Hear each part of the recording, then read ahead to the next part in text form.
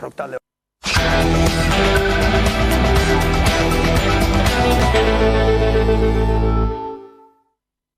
Bizkaiko metalgintzako 52.000 langile grebara dituta daude gaur, datozen egunetarako antolatutako lehen greban biharko eta asteazkenerako daude deituta besteak. Lan hitzarmena berritu gabe dute eta negoziazioa ez atzera ez aurrera dago. Sindikatu guztiek deitu dute lan uztea, baina lehen aldiz dituta egin dute.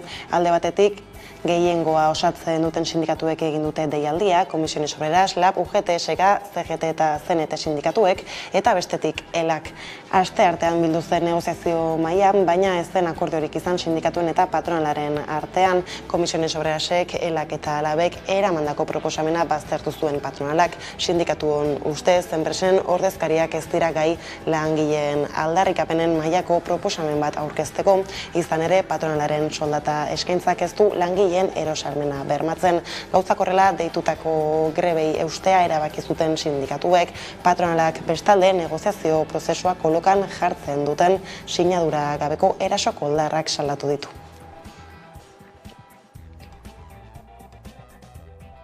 Arratsaldeon guztioi manifestazio bana ditu dute gainera sindikatuek ELAK erandion egin du berea goizeko 11:30 metroko geltokitik, aldiz Comisiones Obreras, LAB, UGT eta Urretia Zaipautako gainerako sindikatuek Iurretako kulturetxetik abiatu dira manifestazioan gau eguerdiko 12:00, bertan izan da 11 telebista.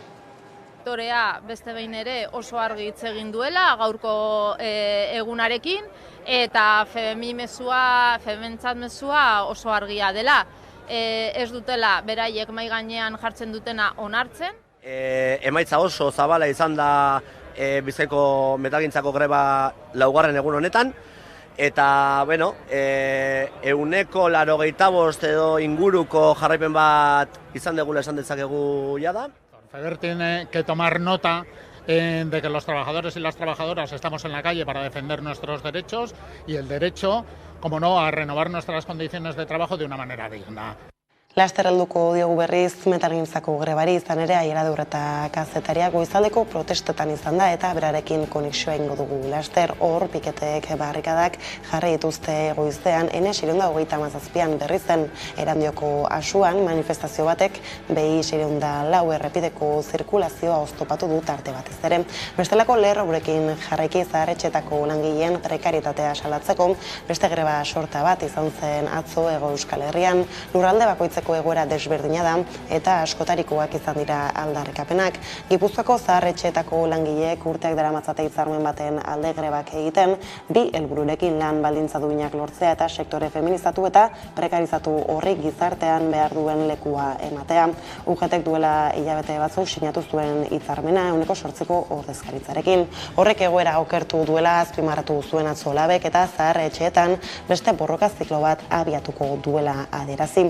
LABek deituta halaber 60 pertsona baino gehiago bildu ziren Bizkaiko Foru Aldundiaren aurrean, esentzialak gara, errezientzetako langileak borrokan lelopean 7 greba egun antolatu ditu Bizkaiko nagusien egoitzetan eta atzo izan zuten lehenengoa. Nafarroan berriz, 3. greba eguna izan zuten atzo zaharren egoitzetan, LAB, ELA eta UGT sindikatu deituta.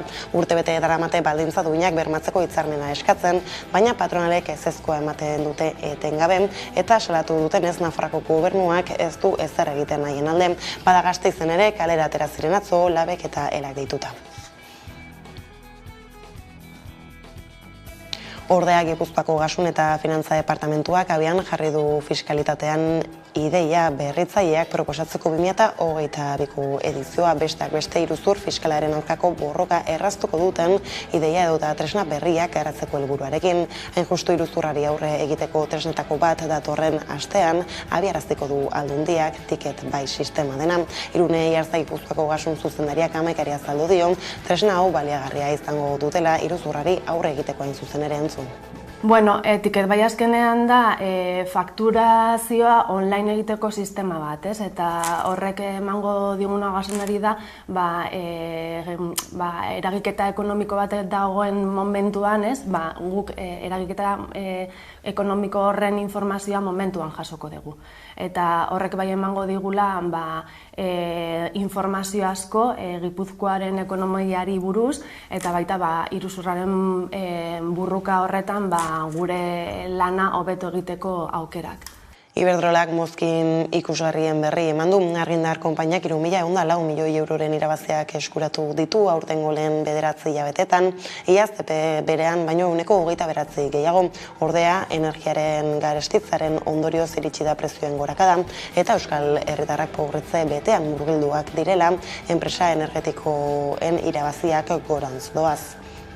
Dakogun gure Euskal Herri txikian, apurtxu bete Frantzian aldean kokatzen ari gara oraindik. Hau da, ez dira zerga berriak iragarri, ez dira oligopolioaren gaineko neurriak onartzen edo trabak jartzen dira, ez bakarrik orain, baizik eta orain dela hilabete batzuk baita ere.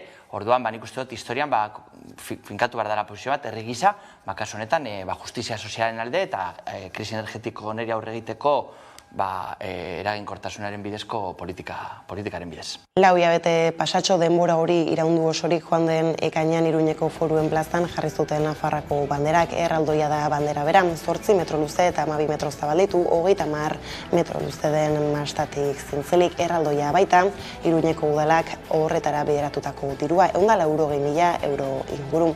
Hasierako aurrekontua 100.000 euro, ia bikoiztuta ere, bandera ez da ongi ohitu Iruñeko eguraldia. Joan den iraian ura eraitsi behar izan ziren haizeengandik. Garaiz ibili ziren eta bandera ezen kaltetuta irten ez ordea, oraingoan egunotako haize zakarrak mastaren puntan harrapatu du bandera eta arraildu egin da. Atzo bertan eraitsi zuen Iruñeko udalak ikusteko dago zer gertatuko den hilabete batzuez hasten duten bandera erraldoiarekin. Iruñeko Euskal Herria Bilduk galdera egin dio zuzenean Enrique Maia, UPNeko alkatari.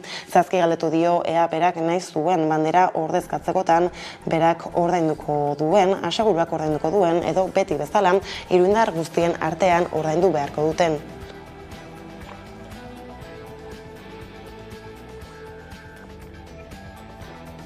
Nafarrako hizkuntza zonifikazioaren mapa ikusi besterik ez dago egiaztatzeko zentzugabea dela, ez duela ez hanka ez buru. Horrela mintzatu zen Iraia de la Torre hor dago elkarteko kidea, pasaden asteburuan Tuteran 100 lagun bildu zituen manifestazioan.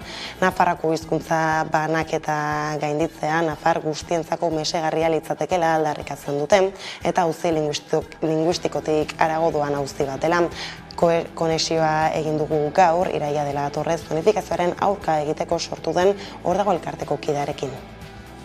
Leku horietatik ateratzea. Azkenean herriberan dago leku bat bazter batean, eta gure helburua da pixkat leku horietatik hori ateratzea, eta hor pixkat egiteko edo pixkat zartzeko guretzat herriberakoak bezala, bebai da gure hizkuntza eta daukagu eskubide hori erabiltzeko euskara, ikasteko euskara gure lurraldean. Iak mobilizazioak egin ditu gaur ego Euskal Herriko hiriburuetan doako eta kalitatezko hezkuntza unibertsala defendatzeko egin dituzte mobilizazioak Euskal Autonomia Erkidegoko hezkuntza legeak segregazioan sakontzen duela iritzita. Euskal Autonomia Erkidegoko hezkuntza legearen eta erreformaren kontra eta langile klasearen interesen alde antolatzeko deia egin zuten ikasleek mobilizazioak antolatzerakoan doako eta kalitatezko hezkuntza unibertsala defendatzeko. Izan ere haien arabera modu inposatzaile batean egindako prozesu baten emaitza da legea.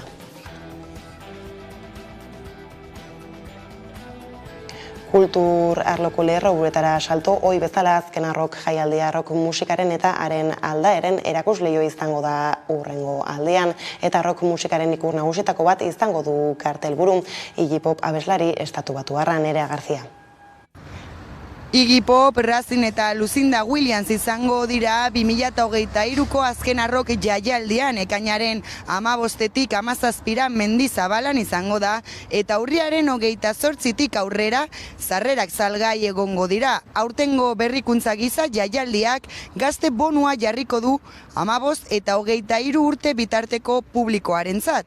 14 urtetik beherakoentzako sarrera doakoa izango da. Kiroletan berriz oraindik ere euskal selekzioek bide luze luzea egin beharko dute ofizialki lehiatu ahal izateko, baita surfekoak eta euskal pilotakoak ere. Atzo Aiotak eta PSOEk kirolaren legearen inguruan lortutako akordioa aurrerapauso handi bat dela diote federazioetako arduradunek, baina aitortu dute zaila izango dela aurreantzan egin beharreko bidea. Airean dauden beste galderetako bat da zer gertatuko den Nafarroako eta Ipar Euskal Herriko kirolariekin. Ibai Zabala pilotariekin izan da Hamaika Telebista eta alaxe iritzi dio auzi horri. Nik uste berez akordioa aurrerapauso bat badela, zerri izatetik zerbait izatera badaloko aldea, baina hor pixkat aztertu beharko lirateke baldintzak eta zehatzago, batez be zer gertatzen den Nafarroa eta iparraldeko pilotari, surflari edo kirolariekin, hor dago. Postuko nintzateke, akordioaren atzetik, nolabaiteko atzeko ate bat irekita balego eta bertatik sartzeko aukera izango balute, baina horre zalantzak eta baditut, orduan, nik uste beharrezkoa dela valorazio zehatz eta sakon bat egin aurretik, testua bere osotasunean jakitea, baldintza guztiak bere osotasunean jakitea, zeren baldintzak badira EAen bizi direnak bakarrik lehiatu ahal izango direla selekzioaren izenean, ez dakit, hor, nazio ikuspegi batetik, ez dakit zenbaterainoko aurrera pauso izango litzateken. Lerroburak horrela iritsi da eguneko argazkari heltzeko unea. Bizkaiko metalgintzako langileak goizean mobilizatu dira akordioak kalean lortze aldera, izan ere gaur bertan hasi dute Komisiones Obreras LAB eta UGTek 3 eguneko greba aldia. Bihar eta azaroaren 2 egingo dituzte hurrengo lanuzteak. Elak bere deialdi propioa egin du Bizkaian egun horietarako. Guztira sektoreko 52.000 langile daude deituta lanuztera. Aira Deurre eta lankideak azalduko dugu jarraian nolakoa ari den izaten greba eguna. Bizkaiko metalgintzan greba eguna dute. Lan hitzarmenaren negoziazioa hasi zenetik deitutako 4. greba eguna da. Hori bai, oraingo honetan ez da egon batasun sindikalik. Izan ere, LAB, Komisiones Obreras, UGT, CGT, CNT eta SK sindikatuek batetik protestara deitu dute eta LAB sindikatuak bestetik. Edo nola ere, grebaren jarraipena oso zabala izaten ari dela adierazi dute sindikatuek. Hain justu, 85% jarraipena izan duela grebak adierazi dute. Gure datuen arabera jarraipena oso ona izaten ari da. Aurreko greba 3 egun baino handiagoa izan ahalko genuke, behintzat hainbat enpresetan. Durangaldean gaude goizeko 5:00 eta ikusten denez Durangaldea ia oso aitzita dago. Ordun jarraipena Durangaldean esan ahal genuke erabatekoa da. Gero beste enpresa potente eta garrantzitsuenetan ere jarraipena oso ona izaten ari da. Adibidez Nemak enpresan, Artetxe enpresan ez da gaur produkzioa aurrera aterako, Tekunin ere jarraipena oso ona, Difen, Ormazabalen aurreko greba baino handiagoa izaten ari da jarraipena, orduan beraz zentsu horretan oso pozik. Lehen horretan ikusi genken modun, Googleako piketeroak egon gara Azua eta Erande inguran, eta hor mugimendu oso gutxi zegoen, eta ikusi duguna da, jarraipen zabala zegoela piketea mugitu den lekutan, ez? Eta lehen horretan heldu zaigun informazioa ere, ikusi genke jarraipen zabala eukitzen ari dela berriro be, Bizkaiko metaleko grebak. Orduan, ikusiko dugu eguna aurrea doan heinean, hau konfirmatzen den. Baina esan ezakegu, Bizkaiko metaleko grebak berriro ere erantzun zabala euki duela. Langileak indarrarekin eta gogotsu elkartu dira goizetik sindikatuek Hamaika Telebistari azaldu diotenez eta ia Durangalde osoa itxi dute Azkueren hitzetan, jendea konpentzituta atera da kalera eta hainbat enpresetan aurreko greba deialdietan baino jende gehiago bildu da. Hainbat enpresaren produkzioa bertan bera geratu da. Takuni, Artetxe eta Bombardier esaterako. Aira Deurre eta lankidea goizetik ibili da Durangaldeko piketen jarraipena egiten. Goizetik 100 langile elkartu dira pikete informatiboetan Durango aldean gehiengo sindikalak deituta eta elak deituta berriz Erandion. Adibidez Durango aldean, Maiabian, Ermoan, Berriz eta Abadiñon hainbat pikete egin dituzte eta tentsio une batzuk egon dira. Izan ere ertzainek langileak atxikitu dituzte eta baita inguratu ere. Horrela, sindikatuek salatu dute Eusko Jaurlaritzak ertzainak bidali dituera langileen grebarako eskubidea ekidin nahian.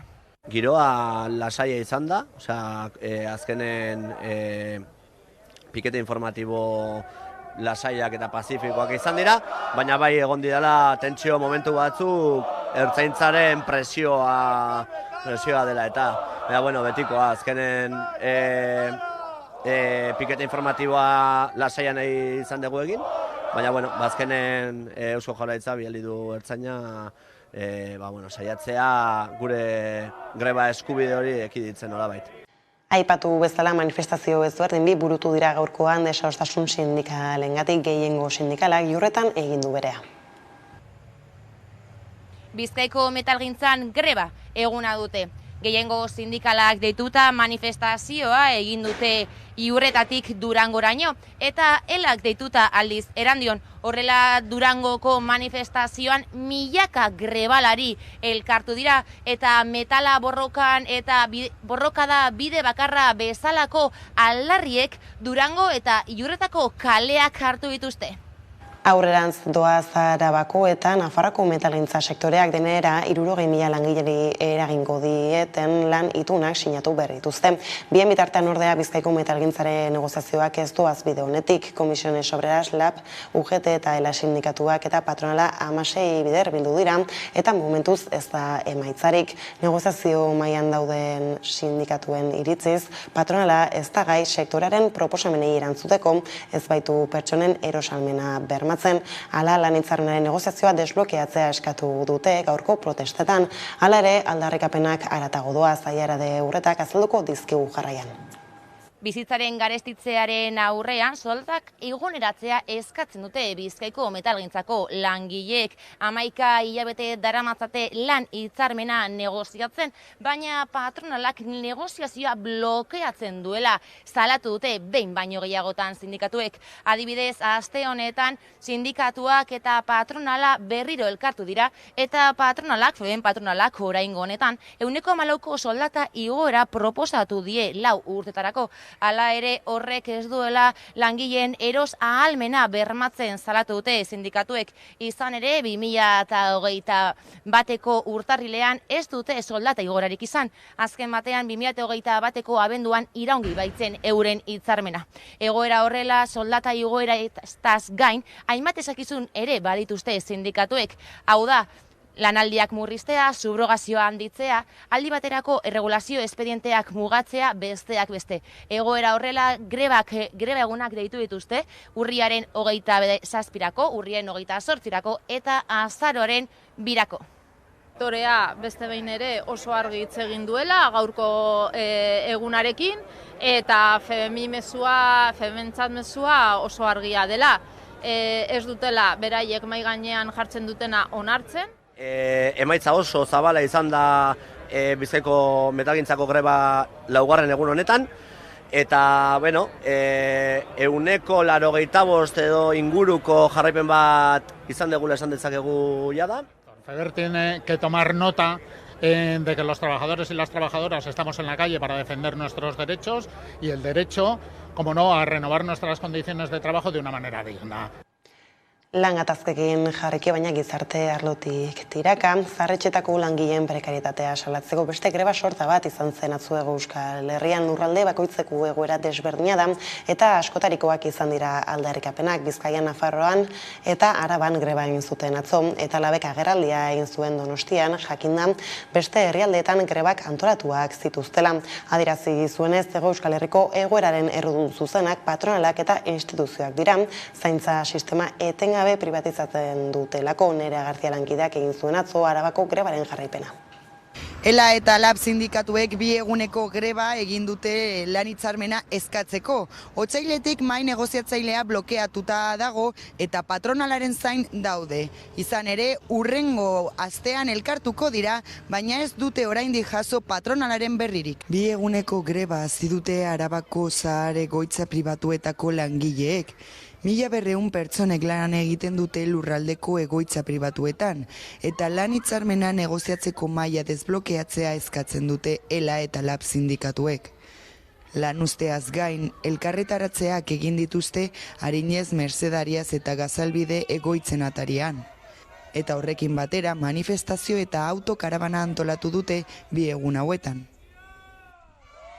arratsaldeko 5:00 gonbidatu egin direla politikariak, ez? Eta hor benetan ikusiko dira, benetan interesatzen zaie batez ere partidu batzu nun, ez?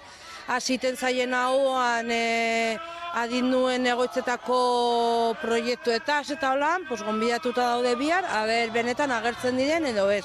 Eta hor ikusiko dugu benetan interesa duten ala ez. Duela 2 aste berreskuratu zituzten mobilizazioak, sindikatuetako ordezkariek bilera bat izan zuten uztailean patronalarekin, eta hark negoziazioetan aurrera pausoak emateko konpromisoa hartu zuen. Salatu dute ordea oraino ez dutela urratzik egin. Urriaren 13an negoziazio maila desblokeatzeko asmoz, bilera bat eskatu zioten Emilio Sola Arabako Aldundiko gizarte politiketako diputatuari, eta joan den astean eskaera bera egin zioten patronalari, baina erantzunaren zain daude oraindik sindikatuak.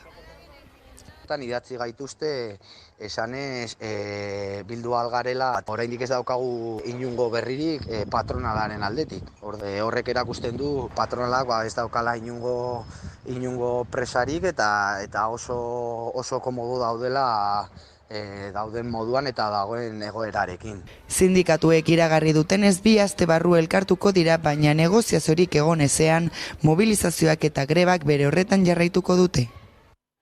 Ogasun eta Finantza Departamentuak abian jarri du fiskalitatean ideia berritzaileak proposatzeko 2022ko edizioa Gipuzkoako herritarrei irekia.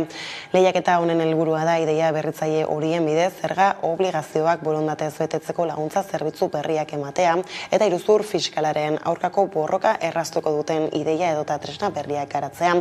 Udane Arriolankidea Irune Jarza Gipuzkoako ogasun zuzendariarekin izan da. Azter dezagun gaia jarraian sakonago.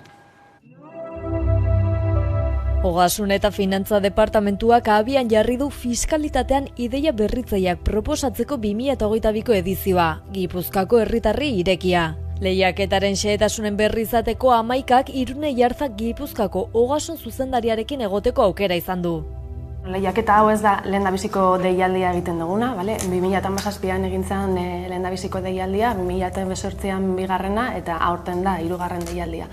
Eta Ogasun Departamentuan daukagu oso erronka nagusi bat dela zerga borondatez betetzeko, herritarrak ahaldegun heinean lagundu eta gero iruzurraren aurkako borrokan aurrera pausoak ematea. Orduan ardatz horren barruan lehiaketa hau dago sartuta.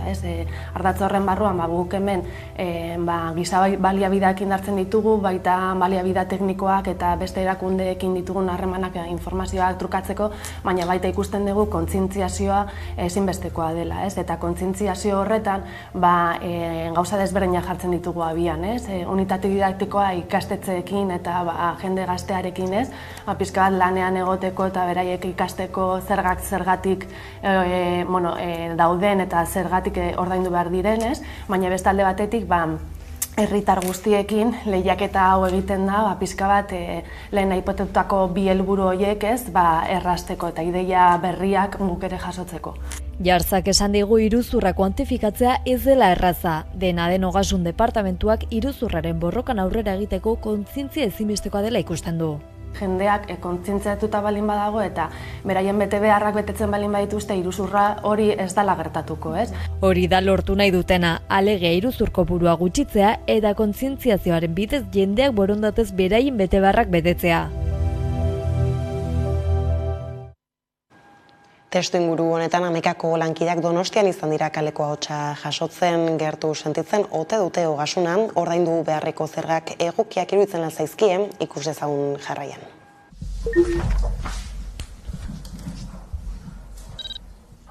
Zergak ondo daudela, azkenean hezkuntza ordaintzeko, medikoak ordaintzeko, gastu publikoak ordaintzeko eta beharrezkoa direla zergak hartzea. Baina bai uste dut politiko asko eta enpresari asko zergak ez dituzela ondo ordaintzen eta gero iruzurra egiten dute. Eta gainera bero beste batzuk bai diru askorekin gelditzen dira, alferrikan galdu egiten dute diru asko. Aderatzat, gehiago ordaintze dezatela, langileak baino gehiago, bestela atzera pauso handia da. Eta dugu zerbitzu sozialek izatea ordaindu bat eratzen dira, denetzatzen. Eta Ados, denoi guzti kostatzen zaigu ordaintzea, baina uste dugu merezi dela, bestela, eta euskagun guztiak izango. Parece relativamente correcto porque al final es necesario para mantener el sistema público de universidades, el sistema público de salud, los sistemas públicos de transporte. Al final, si queremos tener un país como el que tenemos, necesitamos pagar los impuestos para que todas estas cosas sean útiles. Hombre, garrantzitsua dira azken finean horrekin gero ordaintzen ditugu zerbitzu publiko guztiak, ezta? Kalea garbitzetikan, gure edukazio sistemara eta dena ordaintzen da zer den bidez. Orduan nik uste garrantzitsua dira zergak. Horreia nola jartzen diren beste gauza bat da, baina zergak garrantzitsua dira.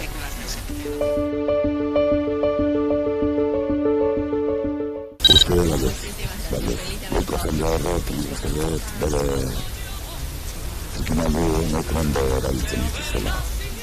Es ordaintzeko plaga. El que sabe si va a arreglar el coche, seguramente alguna vez, bueno, esto te lo pago así, no hacemos factura y ahorramos o al fontanero o tal. Y nunca ninguno cogemos y decimos, oye, hazme factura. No, porque sabes que si te hace factura te cobra un 21% más, entonces coges y dices, sí, te lo pago así. Entonces, pensatu nahi dut ez. Baina, iruzurra beti egoten da.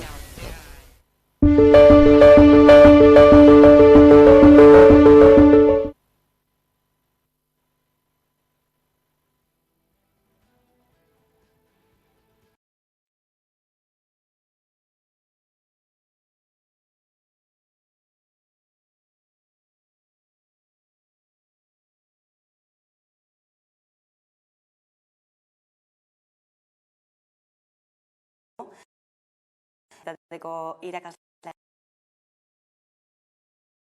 ere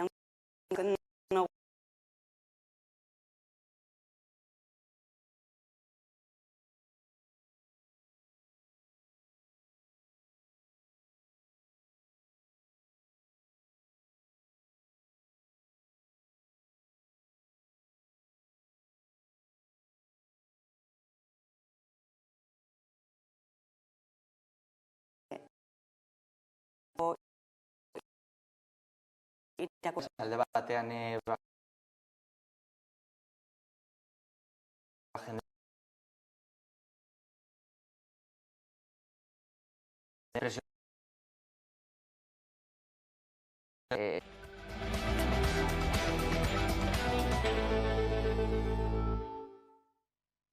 Egunen olegez, eguneko elkarrizketari atea irekiko diogu, eta horretarako gaurkoan gurean daukagu Arantxa Tapia, ekonomiaren garapen jasangarritasun eta ingurumen sailburua, ongi etorri.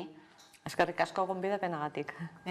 Azken asteotan eztabaida piztu da, Arabako mahastien sormarka dela eta Eusko Jaurlaritzak izendapenari behin-behineko argi berdea eman ostean, nahiz eta Europako batzordearen batasunaren ebazpenaren zain egon, zer nabarmenduko zenuke auzi honetaz? Nik uste dut, lehenik eta behin jakin behar dugula enpresa pribatu batzuek egiten dutela eskaria, bere negozio beste erabatera kudeatu nahi dutelako. Erabat zilegia da beraz, legeari lotutakoa eta legearen arabera hori aukera bata, borondatezkoa, beraz, badago talde bat hori egin nahi duna, eta guri ardura tokatzen zaigu, Jaurlaritza bezala horrei bide ematea. Eta horrela egin dugu orain arte. Bide eman genion, ahalik eta txosten egokiena bidaliz Madrilera, Madrilerek berdin egin du Bruselera, eta legeak dioenez gainea, momentu honetan behin-behineko baimena eman daiteke, horrela eskatu digute eta horrei bide eman diogu. Eta berriro diot, guk erabateko errespetua enpresa pribatuak eta bere negozioa da, eta erabateko errespetua erabakitzen dutenak baita ere, momentu honetan dauden jatorri izendapenean mantentzea guretzako bi multzoak dira garrantzitsuak, biak dira Araba Errioxako upategiak eta nola bait nekazariak, eta biak babestuko ditugu. Uste duzu hauzia politizatu egin dela, Errioxako gobernua hortartean dagoelako, errekurtsoa jarri duelako? Nik uste dut, hasiera batetikan ikusi zanean aukera hau bazegoela eta eskaera hori bazegoela, izan dela interes bat politizatzeko eta bihurtzeko hau erabaki politiko bat izango balitz bezala. Ahaztuta benetan berriro enpresa pribatuak direla eta bere etorkizuna jokatzen ari direla eta erabateko legekotasunez ari direla. Zentzu horretan, hori Jaurlaritza bezala eta gobernuei tokatzen zaigu babesa ematea gure sektoreei eta guk inongo zalantzari gabe aurrela egiten ari gera. Kanpora dena nahi dutenak eta barruan geratu nahi dutenekin. Europako Batasunetik etorriko den agindu edo ebazpen horren zain dena delakoa zein bide jarraituko du Eusko Jaurlaritzak gai honetan? Bueno, orain egin duguna, momentu honetan dokumentazio guztia eta espediente guztia Bruselan dago, bereiek ja behin betikoa emango dute edo ez, ez dakigu, gure ustez ondo jantzita dago espediente osoa, horrela saiatu gea, eta legeak dio bitarte horretan behin-behineko eskaera egin daitekela eta erabilera hasi daitekela, horretarako estatutuak behar dira, nolabaiteko Konsejo Reguladoren antzeko zerbait sortu behar da, eta horretan ari dira, eta horri bide ematen diogu, eskaera dago, eta guri tokatzen zaigu alik eta ondoen hori kudeatzea. Atzokoan Euskal Autonomia Erkidegoko aurrekontuak aurkeztu ziren, 14.000 milioi euroko langa gaindituko dutenak. Hain zuzen ere, Euskal Autonomia Erkidegoko adierazle ekonomikoei begiratuta, esan dezakegu agian, Europako beste herrialde batzuekin alderatuta, hobeak direla, baina Europa mailan atzeraldia baldin badator, blindatuta ote gaude. Bueno, hori ezin da, inoiz ere horrela esan une honetan mundua oso globala da, gure ekonomia globalizatuta dago baita ere, garrantzia jarri diogu berrikuntzari baino baita ere nazioartetzeari. Beraz, edo zer gertatzen dela ez bakarrikan Europan, beste lekuetan ere guregan eragina dauka. Bueno, gure enpresak ikasi dute baita ere resilienteagoak gaztelaniaz esaten dana, hau da, askotz ere egonkorragoak izaten eta beste era batera erantzuten dauden desegonkortasunei eta jakin gabe zehazki zer etorriko dan, ezta? Baina bai, atzeraldi bat etortze baldin bada, arriskua dago baita ere gu ere atzeraldian sartzeko. Hala ere, gaurko adierazlekin esan beharra dago gure enpresek indarrez daudela, oraindikan ere, inbertsioak egiteko eta lehiakorragoak izateko asmotan. Nazioartean mugitzen, baino baita ere, gure nolabait kateak, hornidura kateak ona ekarriz eta askotz ere landuagoa izaten etorkizuna. Zentzu horretan ikuste eta aurrera pausoak eman ditugula eta pandemiak asko irakatsi digula. Testuinguru honetan etorri dira Europako funtsak, hain zuzen ere 200 milioi inguru, baino gehiago, jasoko dituzte autoelektrikoen planak, zati handi bat hartuko du Volkswagenek, baina inbertsioaren erdia baino gehiago Mercedesek patrikaratuko du, zer suposatzen du honek? Bueno, guk beti esan dugu nolabait gure enpresek bazituztela proiektu garrantzitsuak, proiektu interesgarriak eta ondo jantzita zeudela. Eta honek horrela demostratu du, nolabait perte honek demostratu du kapazitatea egon dela proiektu horiek aurkezteko, ondo aurkezteko. Badaude proiektu txikiagoak, eta handiagoa, kasu honetan Mercedes da gure kasuan erkidegoan handiena, baina Mercedes ez doa bakarrik. Mercedesek ditu baita ere beste enpresa euskaldunak berekin hainbat proiektu garatzeko, zesta proiektu bakarra proiektuak nolabait diferenteak dira, aterki baten azpian esango genuke, eta hor enpresa dexente daude euskaldunak, eta zentzu horretan posteko modukoa da. Esan genuena hori egia da, eta behingoz ia hori, baliabide horiek iristen diren gure enpresetara. Badirudi jarraituko duela, espero dugu gauzak ondo jatea eta ondo kudeatzea guzti horiek, beste perte batzuk ere badaude oraindikan bukatu gabe nolabait ez lehipena, eta espero duguna da ahalik eta azkarren iristea diru horiek, ze hor daude eta gure enpresek behar dituzte. Mercedesek horrez gain 1.200 milioi euroren inbertzioa agindu zuen, hain zuzen ere, noiz iritziko diren inbertsio hori berririk duzue? Bueno, nik uste dut enpresa berak nolabait adierazi zuela hori oso aurreratuta dagoela eta azken dokumentu ofiziala behar du edo erabaki ofizial bat, baina nik uste dut hori ez dagoela zalantzan, argi dago inbertsio hori egingo dela, Gasteizen egingo dela eta horrek suposatuko duela Mercedesentzako bai, baina inguruko hornitzaileentzako ere ikaragarrizko aurrera pausoa, teknologizazioa eta beste nolabait mundu batean sartzea, eta mundu hori da autoelektrikoarena. Gaur egun agian zerbait egiten nahi da, baina askotz ere indarra handiagoekin sartuko litzateke. Beraz, proiektu hori joango da garatzen eta ikusiko dugu. Beste enpresa bat da Siemens Gamesa, milaka kaleratze iragarri dituena mundu mailan, oraindik ere jakiteke zenolako inpaktua izango duen Zamudioko lantegian, berriki elkartu zarete zuzendaritzarekin, ez dakite baieztapenik eman dezakezuen bilera horren ostean.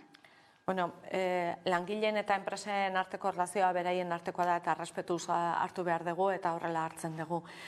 Gure arteko erlazioan ikuste gauza pare bat oso argi gelditu zirela guretzako garrantzitsua direnak. Eta da, Siemens Gamesak egiten du, jarraitzen du apostua egiten Euskadiren gatikan eta Zamudioko egoitzen gatikan, eta bertan dagoen jakinduria eta ekosistema osoa oso ondo baloratzen da. Beraz, apostu hori mantentzen da eta inologoko zalantzarik gabe gainera, eta horrela adirazi ziguten.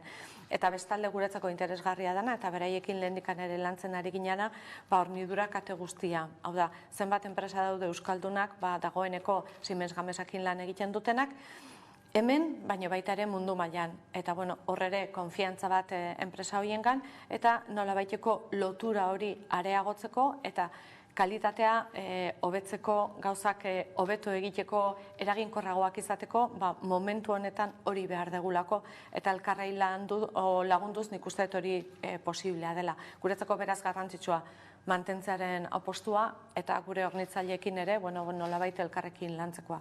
Beraz, alde horretatik nik uste positiboa izan zela, jakinikan gaurko egoera Siemens Gamesan oso konplexua dela.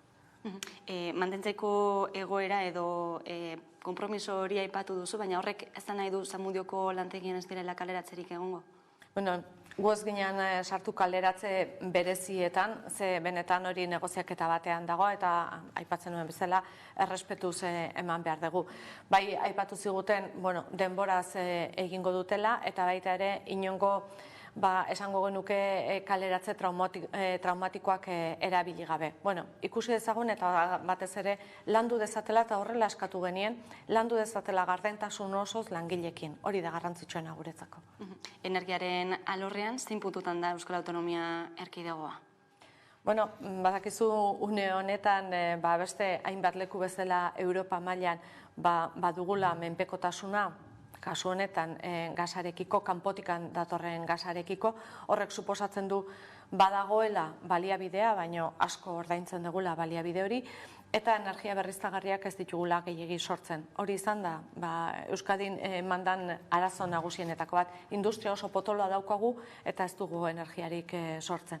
Nik uste orain konturatu gerala ze garrantzia duen bertan sortzeak, Nafarroan daukagu adibide garrantzitsu bat, eta guk ere urratsa handia eman behar dugu zentzu horretan. Nik uste gizarte bezala konturatzen ari gerala horretaz, eta unea iritsi da, instalazio fotovoltaikoak, biomasakoak, eolikoak, izan handiagoak edo txikiagoak, autokonsumorako, komunidade energetikoak erabiliz, o instalazio handiagoak. Guztiak behar ditugu, eta orain da unea eman dezagun urrats hori, ahalik eta ondoen noski, berme guztiekin ingurumen ikuspegitikan, baina kontutan izanikan energia berriztagarrietara pasa behar degula. Hori ez dela soluzio bakarra eta hidrogenoa ere beharko degula, eta horretan ere landu egin behar dugu, baina urratsa handia egiteko momentua iritsi zaigu eta aukera dugu. Egun hemen kontsumitzen den energiaren 10% soilik da bertan ekoitzitakoa, zein nolako epeetan mugitzen gara portzentai hori handitzeko eta zenbateraino?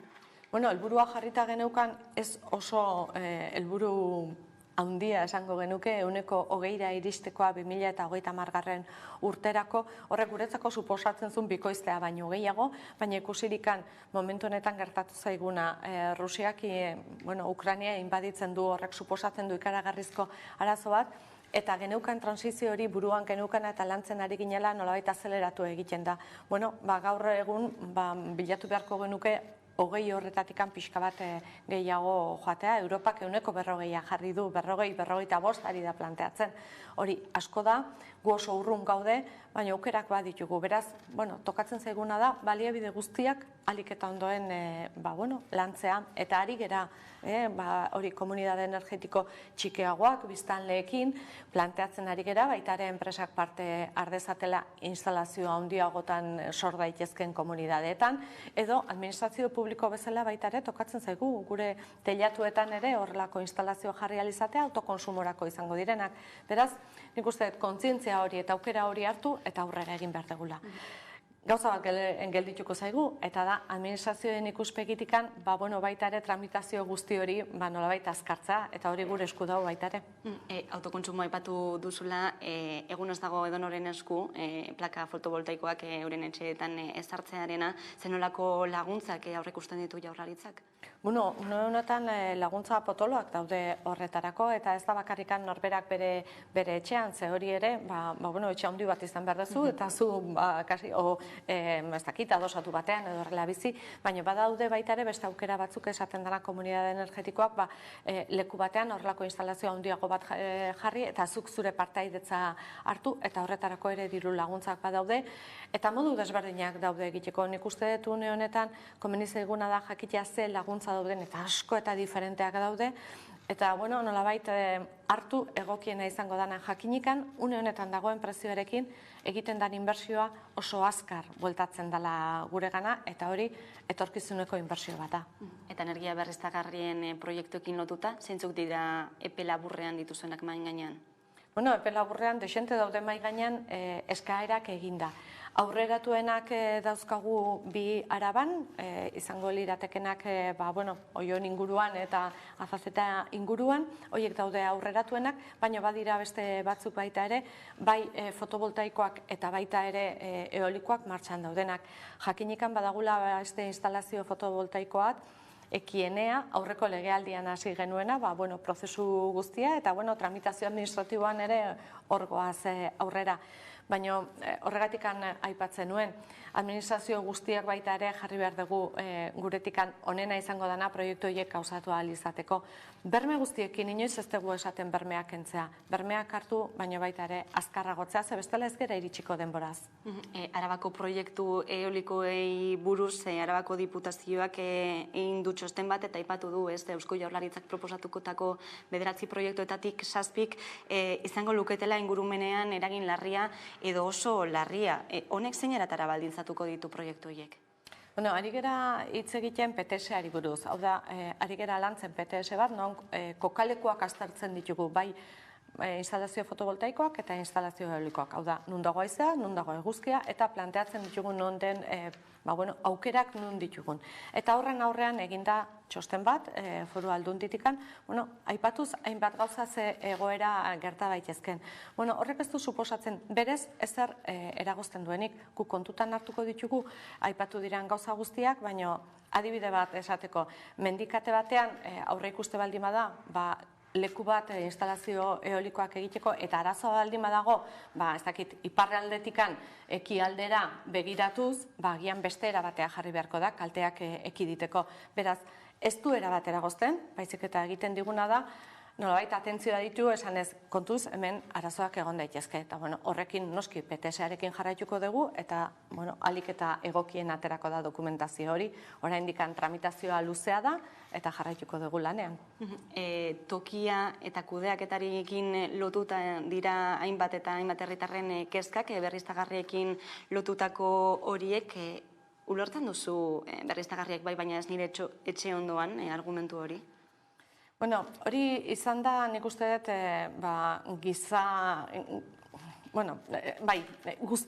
gizaki guztion jarrera bat momentu batean edo bestean. Baina gaur egun ikusita ze arazo ditugun, nik uste dut sentsibilitate pixka bat izan behar degula eta baita ere kontutan izan behar degula nire etxean ez, baina zurean jartzen detenean zurean egiten dut kalte. Beraz, parteka dezagun, nolabait, arriskua baldin badago, arriskua kontutan izatea, eta parteka dezagun baita ere onurak. Orduan, elkarrekin lan egin dezagun zen eretzat, ona ez baldin bada zuretzat ere ez da ona. Orduan, zergatikan esaten dugu aldamenekoan bai, baino nirean ez. Nik uste iritsi dela momentua pixko bat guztiok elkarrekin lan egin dezagun eta adostu dezagun nola, non eta zertarako behar ditugun, zertarako argi dago, nola egingo dugun eredu desberdinak egon daitezke, finkatu ditzagun eta erabaki dezagun bai egitea. Nik uste dira ez dela momentua ez ezatekoa eta beste batek egin dezala. Posible da dena energia berriztagarrien proiektu hauek ezartzea ingurumenari, naturari kalterik egin gabe edo kalterik txikiena egiten? Noski, eta demostratuta dago mundu mailan, nik uste dut ez dagoela herririkan pentsatzen duena nik jarriko dut instalazio bat kalte egiteko. Beraz, kontutan hartzen dira beti lekurik onenak, noski, baino baita ere kalterik eta txikiena egiten, baino hori ospital bat martxan jartzen dugunean, errepide bat egiten dugunean, edo beste edo nolako azpiegitura bat, edo eskola bat, izaten ditu bere kalteak, baina beti baloratzen dira zein dira kalteak, zein dira onurak, kalteak txikienak izan daitezen, eta kalte horiek gaina horien ordaina nola egiten da beste era batera. Guzti hori kontutan hartu eta lan egiten dugu beti, kasu honetan ere berdin egin dezagun. Eolikoen proiektuak hizketan ari garela, Statkraft enpresa norvegiarraren bi proiektu horiek iragarrita, Eusko Jaurlaritzak bertan parte hartuko du? Eskaini egin zaigu partaidetza, eta oraindik proiektuak oso hastapenetan daude, ikusiko dugu aurrera egiteko modu bat dago, aztertu behar ditugu baita ere ingurumen ikuspegitikan posible den, eta baita ere gure parte hartzea zemotatakoa izango den.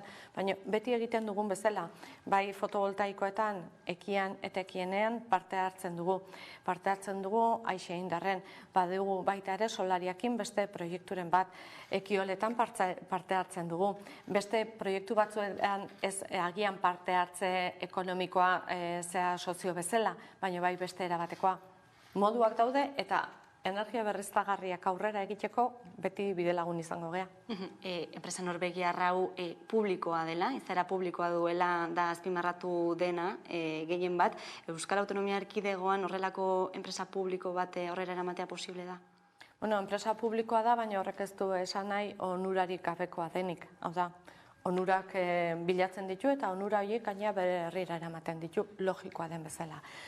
Euskadin aspalditik daukagu enpresa bat 40 urte dituena, oraintxe beteko ditu gainea, eta ospatuko dugu energiaren euskal erakundea eta proiektu askotan parte hartu izan du eta parte hartzen du. Beraz, badugu etxean ere norekin lan egin, eta suerte bat daukagu eta da pribatu asko ditugula baita ere interesatuak daudenak, elkarrekin lanean nik uste dut pribatuak eta publikoak Euskadin badugula halako seina berezi bat non elkarrekin lantzeko aukera dugun eta ohitura dugun, eta izan publikoa, izan pribatua, o izan elkarrekin nik uste proiekturiko berenak bilatu behar ditugula.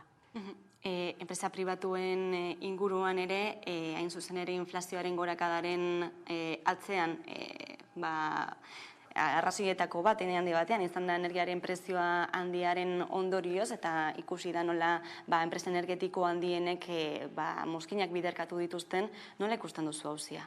Nik uste dut Europatikan oso argi geratu dela zein izan daitekeen bidea, eta nik uste dut von der Leyen presidentak aukeratu duen bidea erabat ona dela, onargarria bakarrikan ez ona dela, eta hortikan nolabait gure ikuspegia oso baikorra da. Horrelako neurri batzuk jartzen baldin badira, nik uste gaina herriarentzako, herritarrentzako eta beste proiektu mota batzuk aurrera emateko ere interesgarria izan daitekela. Prezioak mugatu behar dira orduan? Prezioak mugatu baino, nik uste von der Leyenek aipatzen duena da, lehendikan egoera normalizatu batean zure etekinak 10koak baldin badira, eta egoera berezia dalako zure etekinak 15koak baldin badira, agian badago hor zati bat herritarri bueltatu behar diozuna, edo zure herriari bueltatu behar diozuna nolabait. Eta hortikan ikuste bide bat badagoela, eta planteamentua orokorrean guk ondo ikusten dugu. Eta zein eratara egin zitekeen hori? Nik uste beraiek handikan planteatzen dutenean horrelako sistema bat, beraiek direktibak aterako dituztela eta finkatuko digutela nola egin, eta ikusiko dugu guri zer tokatzen zaigun, zer badakizu erregulazioan guk ez dugula eskumenik eta estatuak egin behar duela. Baina hasierako planteamendu bezala guk egoki ikusten dugu. Baina agian zerga sistemaren bitartez egokito daiteke eraren batean edo? Nik uste dut zergak eta erregulazioa lotuta daudela, eta ez daudela gure esku momentu honetan, baina ez dute eskumenetan sartu nahi, zegune honetan Europar osoak, Europar batasunak definitzen duen politika izan da alde batetik gasaren gaia nola kudeatu eta nola aurrera eraman, Ukrainiaren gaia nola elkarrekin landu eta elektrizitatearen gaia ere elkarrekin lantzen baldin badugu hobea izango da. Baina ez bakarrikan etekinak edo ateradian mozkinak nola landu baizik eta erregulazio berri bat behar du Europak, ikusi da etzala egokia edo egokiena orain daukaguna eta hori ere lantzeko dago eta hori Europar erregulazioa da. Beraz, guztia azter dezagun hori da gure ikuspegia eta soluzio egoki bat eman diezaiogun orokorrean. Arantza Tapia, Eusko Jaurlaritzaren ekonomiaren garapen jasangarritasun eta ingurumen sailburu, eskerrik asko gurean izateagatik. Zuei eskerrak.